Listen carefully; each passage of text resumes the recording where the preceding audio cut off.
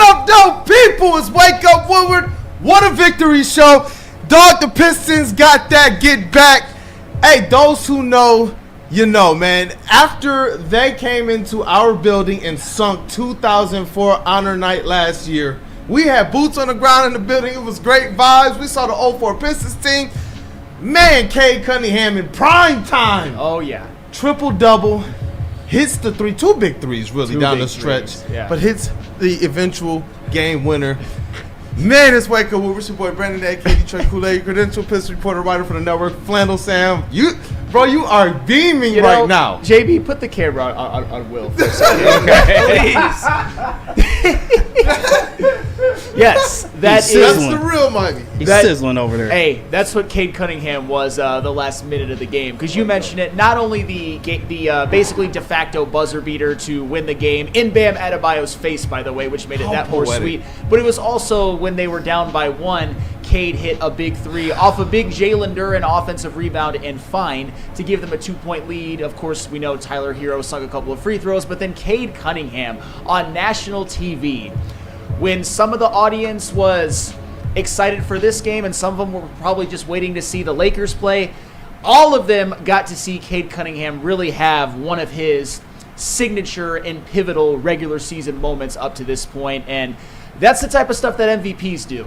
It just is. And you know what, man? It was amazing to see the NBA world light up as if they've been there the entire time. Kendrick Perkins, though, he is one that the entire time, even when it was bleak, he would always chirp some positivity about the Pistons and CADE Cunningham. Last night, he says, Mr. First Team All-NBA CADE Cunningham with the game winner. And you know what? How about some more primetime games? Bobby Marks says we need more Detroit games on national TV. Time to put more of a spotlight on CADE Cunningham. And we know this. We've said this. We knew that CADE Cunningham was a worthy talent. We knew that he would eventually get there. But winning heals all wounds, and we see exactly what it's doing for this Detroit Pistons team right now. In a big spot, in the big stage, bright lights, man, and against a team that plays very similar to them physically. They turn defense to offense well, but they have this one kind of kryptonite to the Pistons, and it is that outside shooting, and they still found a way last night. They still found a way, and Matty Fresh in the Woodward Sports chat, thank you for $10. Triple double game winner, national TV. CADE is him. Detroit is here. I'll tell you what, I was on one last night. That was one of the most excited I've been in a Pistons regular season game in a while, because as you know, I'm a big Pistons fan. I think we cover the Pistons at better than anybody in the space. I know I'm a little biased, but I know we certainly give our time to the Detroit Pistons. But also, I'm a CADE Cunningham stan, and last night seeing him get the game winner, seeing him make a couple of big shots down the stretch, and make a big defensive play a couple of possessions previous in a transition block, I just harken back to, and I promise I will let this go. I will let this go moving forward. I was told at points during the year that CADE Cunningham was a problem in the fourth quarter. I was told that he needed somebody else on the team to be the closer. God, when not only do the Pistons get the win, but CADE is smashing narratives, that's about as sweet as can get. I couldn't be happier right now. You know why I'm dancing, Flannel? Because it's music to my ears. Yes. That's why. These are things that we've all known, and CADE Cunningham has shown these things since his rookie season. But people, because of, like we said, the lack of team success, the lack of the proper build around them, the lack of coaching, because now we're definitely seeing how much this matters. Those are some of the more major factors as to why the Detroit Pistons were not achieving. They fixed a couple of those things. CADE Cunningham still looks like CADE Cunningham. But now we're seeing what happens when those, what was he doing? One of those top players at potential assists over the years? Yeah. Well, now those are actual assists over the years. He's put on a little bit of muscle. He's put on a little bit more weight, and we see him being more physical. That's what's contributing to more triple-doubles rather than just double-doubles with the CADE Cunningham. So these players are putting in the work, but it's still more of the same of what we've seen from CADE, just a natural progression as he continues to get better and the talent and the coaching around him gets better. And even Tom Gorse, there's been years where people wanted to see him there. Right now, he's being, I believe, the quintessential kind of perfect owner. He has erased his mistakes, made up for them, turned it over to the basketball people, and he's empowered them And now this Detroit Pistons team is winning. And I believe he's given up his seats to, like, city people this year. You know, you got Jalen Rose and a slew of people who represent the city on the national stage that sit in those seats. And so I'm like, you know what? All right. Let's keep that mojo and those vibes going, because everything is working for this Detroit Pistons team. And let the people know what else is on the menu. I know Pistons talk is heavy today, but definitely let the chat family know what else we got cooking. Well, it's a big day in sports, period, because we all know this is I know Tuesday and Wednesday had some games, but the Thursday, the opening day of the NCAA tournament, that's a really big day in sports. And me as a Michigan fan, Justin is here as a Michigan as well. You, Kool-Aid. It's been a couple of years since we've got to see Michigan have this moment on this type of stage, and we're going to preview their matchup against UC San Diego. I think there's a lot of interesting angles to that, but also there's a certain SEC edge rusher that Mel Kiper Jr. mocked to the Detroit Lions at 28. No trade-ups needed, at least according to Mel Kiper Jr. And we're going to break this down as a Woo crew. I know KG's got some notes on this player. I think it's one of his do as well. Pick Absolutely, players. one of my picks. And I even got a little bit of a highlight reel as well. We're going to break this down as a crew. So basically a lot of TLB in draft and NCAA tournament. But first, of course, and we've already started, Detroit Pistons deserve all the flowers for last night. Dog, they do. And you know one player, it's like a lot of players. There's a lot of players I was proud of last night, because think about everything that this Detroit Pistons team did in a game like that, and not just in a game like that. You look at their records, you look at them winning, you look at them tied with the Bucks right now for that 5th seed, and they're still just outside that 4th seed. This is beyond just kind of growth and maturation at this point in time. This team has just completely arrived. And they're handling the physicality. They are handling the shooting, the off-shooting nights. They're handling CADE double teams. They're handling not getting the whistles. They're handling the pressure moments to close out games right now where teams are battling. The Heat are battling right now for their postseason positioning in lives. And that, to me, in somebody else's building, against a team that's really haunted you, against a player like Bam, who has completely been a Pistons killer. Yeah, and he was last night, too. But it was just the way that this team battled. You look at that. They said it on the broadcast several times. This Detroit Pistons team has been the best defensive team since January 1st. And that's in this type of an NBA to win that game, 116-113, physical, a lot of defense to offense on both sides. And Miami, who can absolutely light you up from behind the arc, that to me was a character win by the Detroit Pistons. One that you want to see as you're approaching postseason, where I know their mentality isn't, let's just go and get swept like the 2 previous teams. Let's just go and feel good about ourselves because we won a game. I sense that this team feels that they are a team worthy to host a playoff game, a playoff series, and I do believe that they are a team that believes they can get to the second round. I don't know why Dennis Schroeder, Malik Beasley, Tobias Harris, or Tim Hardaway would think that, why can't we get there? I don't know why they would doubt that. And this young squad, you think CADE is doubting himself? No. This team has all of the makings mentally. They got the coaching, and what we see them doing on the floor right now is proving to me that they're ready for this type of basketball. Oh, yeah, and one of the hallmarks to me of playoff basketball, and it's something that you've seen the Pistons do. We all know that they turn defense into offense, and when they run out in transition, they've got a lot of dogs who can either finish or create. But when you look at certain games like last night, most of CADE Cunningham's assists were in the half court, creating opportunities for guys like Tobias Harris and Asar Thompson and even Malik Beasley from a 3. And we all know that in playoff basketball, whistles get swallowed a little bit.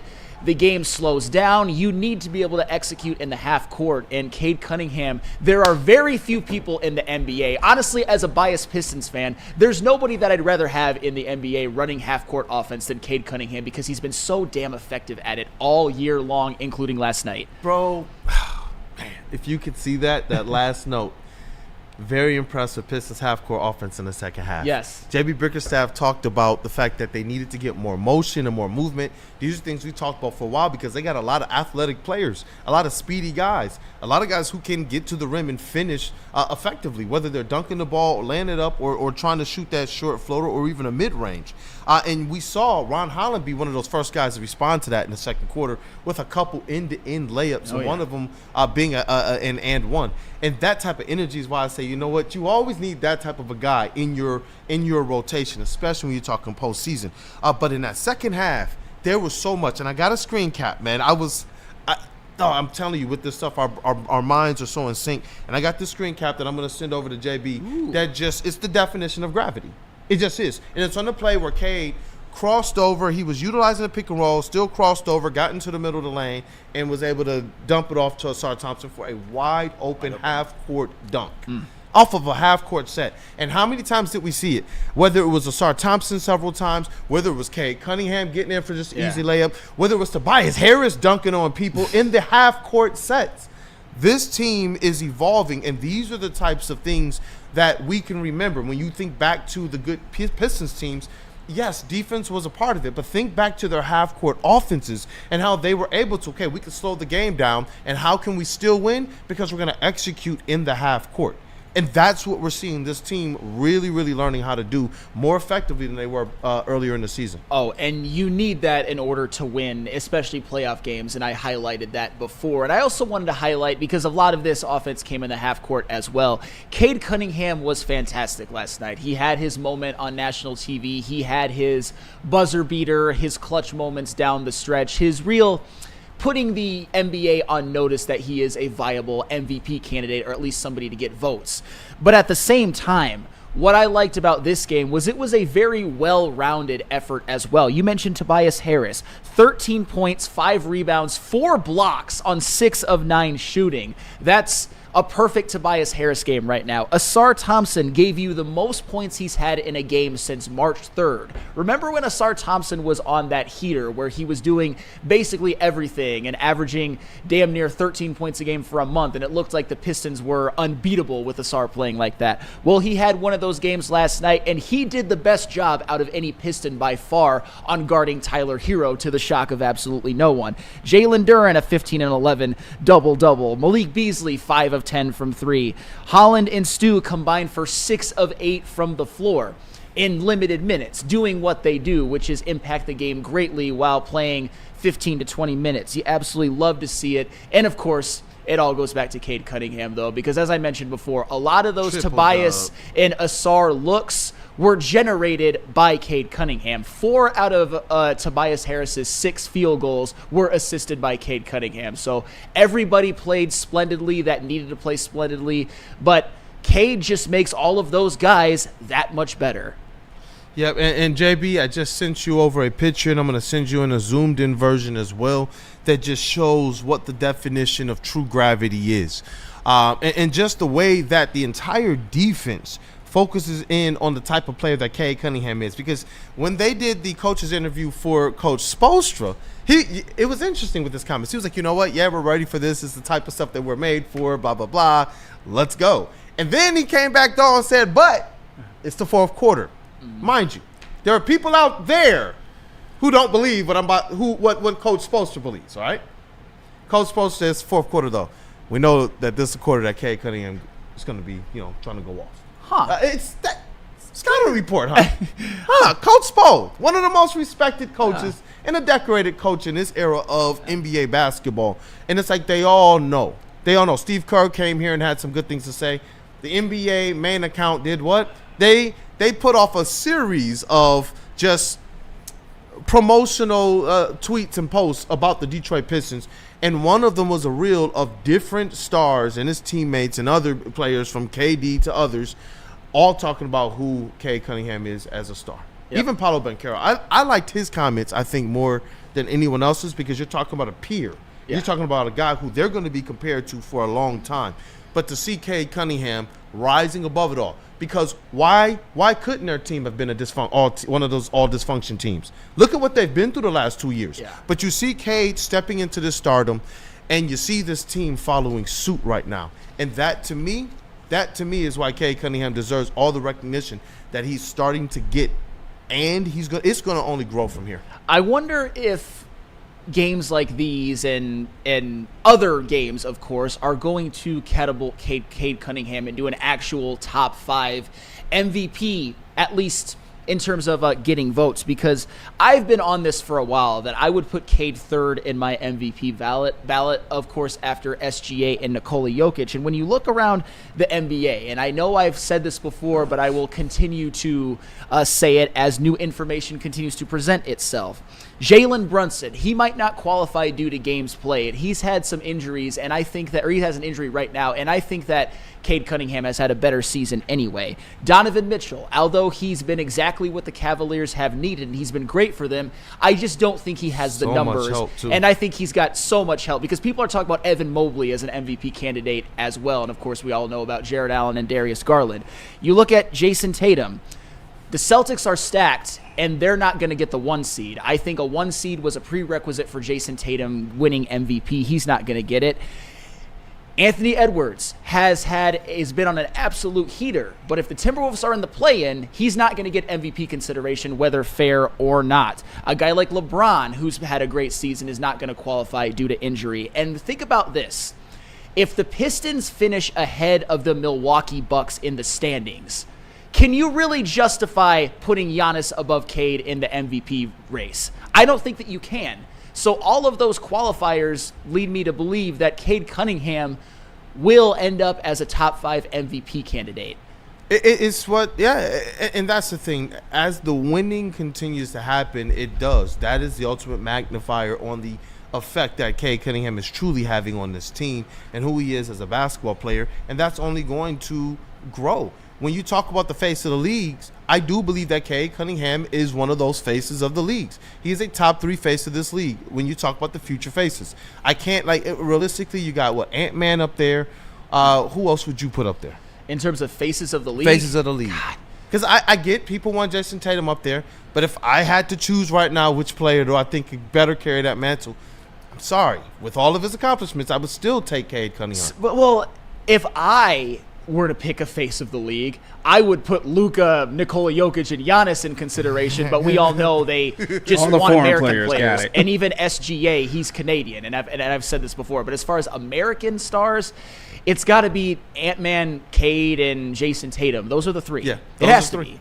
Yeah. Those are the 3, and that's where, as long as CADE continues to have a little bit better success than Ant-Man, as it relates to team success, and if CADE Cunningham can continue to effectively, usage-wise, pull the load for the Detroit Pistons without the help that a Jason Tatum has, that's where I do believe that these narratives start to really play in his favor. You talk about, we see now with the Lions and other teams, and now even with the Pistons, players are saying that they want to be here. Now that there's an era of winning here, now that there's playoffs, now that there's a foundation, now that you got a coach that players are saying the same things about, starting to say the same things about J.B. Bickerstaff that we hear Detroit Lions fans say about Dan Campbell, this becomes much more attractive situation to be able to bring in more or less those players that you think can help your team get to the next level. And there's so much good happening right now, including when Trajan Langdon said, I didn't quite think that we were going to reach this point this fast, so we know that it did have to change some of their strategy, but it did. And you know what? They have the assets to do what they need to do to make this thing way less of a flash in the pan and way more of the norm. Oh, I think they're definitely set up for present success and future success. And speaking of the Pistons, I got a couple of super chats to read from Dante 151. This is one from the beginning of the show. This is in all caps, by the way. I won't scream it. Hey, Stick, put some MF in respect on CADE Cunningham, a.k.a. CADE Cunningham. MVP, MVP, MVP, MVP, MVP, MVP, MVP, MVP, MVP, MVP, MVP, MVP, MVP, MVP, MVP. Let's go, Pistons. Hey, I promise I will let this go after today. Never forget how ruthless Stick was when it comes to CADE Cunningham. How many times I fought for my life for that man. How many times Stick just said some of the most unfair things you could ever say about a basketball player, saying that he's not a winner. saying that he's been a disappointment because the team isn't doing well enough around him. He's come along, don't get me wrong, but he still, I don't think, has repented enough for saying that he believed CADE Cunningham should have been traded. He's trying to spit shine that now, but never forget. And this is another one from Dante151. And I'm going to direct this more at JB because Chase has softened more than JB. Can we get an attaboy out of JB and Chase for Tobias Harris? Because he's been balling for the Pistons again and fun to see again. I see it in JB's face no matter what he says next. Now we need to root for the Lakers to beat the Bucks tonight. Fine. JB. Come on. Tobias, you did all right. There we go. That is just as good. And Chase, you don't need to repent for anything because you've been a lot. You've softened, but JB certainly needed to repent a little bit. Chase was his de facto motivator. I feel like I've been pretty consistent and steady in my stance. I feel like it's been a fair stance, and I mean the rebounds was a little crazy, but I don't think it was crazy. I think I asked for 5 or 6, and then what he started doing right after I asked for that, he started getting about 5 or 6 a game. So we knew he was capable of it, and he knew he was capable of it. His career averages showed that. So the effort could have been better. It started to show a little bit better. You're telling me that Tobias is a Cavassier Chase fan? Hey, maybe. I don't know. Let's go. Hey, I'll say I was a number 34 Tobias fan his first time with the Pistons. I would like to be a number 12 Tobias fan too. And to be fair to Chase and JB, Tobias deserved criticism for how the season started. It's okay to be like, damn, Tobias, you've really turned it around. And we know, all of us, JB, Chase included, that in order for the Pistons to win a playoff series, Tobias Harris will have to loom large. He'll have to play well. Yeah. And I think he's capable of it. Certainly with how you're seeing on this team. I mean, you saw him last night. He affected the game greatly with just 9 shots by playing defense, by crashing the boards, by getting open and having CADE Cunningham find him. That's all he really needs to do. He doesn't need to be that second option. And I think that Tobias Harris is actually more set up for individual playoff success here than he has been in a couple of his previous stops. Because it's not all on him, and this is one of the things I was trying to convince KG of was possible, what the idea was when they signed him, because I know that we were looking for, hey, can we get CADE Cunningham with some star power? And Malik Beasley has provided that from a scoring standpoint. And so you can afford to bring in a Tobias Harris at that point in time to be able to be, like we talked about before, can he get you 13, 15, 17 points a game? Can he get you decent shooting? Can he give you decent defense? Can he give you some facilitation? Can he give you a little bit of the ISO? And those are the things that we've seen him do now consistently for a few months. This is not something that's just popped up, but this is who Tobias has been now for maybe like last 3 months of the season. But you're right. To start the season, it wasn't anything to write home about. And I'm, you still stay bullish on these things because of the type of player he is, and you want to see the chemistry first take root with a brand new team. But the one thing I know about this Detroit Pistons squad since the beginning of the season and throughout is they have no problem with taking rightful criticism, and they've stepped to the podium themselves. A la maybe some of the more famous ones is like Jalen Duren stepping to the podium and saying, no, I was playing like some ish. Just straight up saying that. Like, I was on some soft-ish early in the season. We had to change that. I've heard these guys like Malik Beasley step to the podium and say, no, we got to be better. We F that up. And so that's the makeup of this team, and it does. When you're able to take some of that criticism, when you're able to be real with yourself, and when you got a coach that has no problem with displaying the standard because he's also reaching for that standard, and he's out there fighting for you guys. He's out there willing to take fines for you all. Then it puts you in a position, especially after the last 2 years, to say, you know what? Let's just go get it. Because with the rest of these vets, for whatever reason, though they were instrumental and played some key roles in their previous teams and in those teams in the playoffs, for whatever reason, those teams didn't want them. And that was a lot of the identity of when you talk about the 04 teams. Those were a collection of players whose former teams were effectively like, you know what? Yeah, peace. Like, to be able to get Chauncey Billups in really the prime of his career. And so to be able to see these vets come together on the team and be able to have this type of mild success, which they know they're going to have to push this into the playoffs and not be afraid to say what they need to do to get better, that's what I do believe is also, there's a lot of different things, but what's contributing to this Pistons team improving all year long? The veterans. And you mentioned a great point, which I don't even think that we talk about enough. These guys, I would say all of them to some extent, were cast-offs. Malik Beasley got a 1-year, $6 million contract And here. Cade was forgotten about. Absolutely he was. And Malik Beasley, he's come in here and be probably the top 6-man of the year candidate, which is amazing. I mean, last night, even though he's not one of the first people you talk about when it comes to last night's game, he could be 5 of 10 from 3. That's 50% on 10 attempts.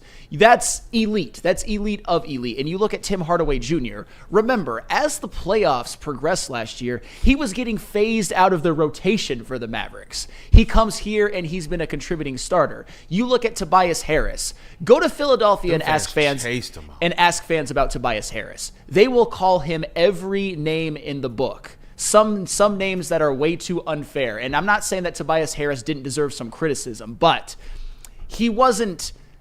There were a lot of problems in Philly. Look at Joel Embiid's playoff splits and his playoffs games played. I'll just say that before I move on to someone else. And even Dennis Schroeder, I think a lot of people thought that he was done.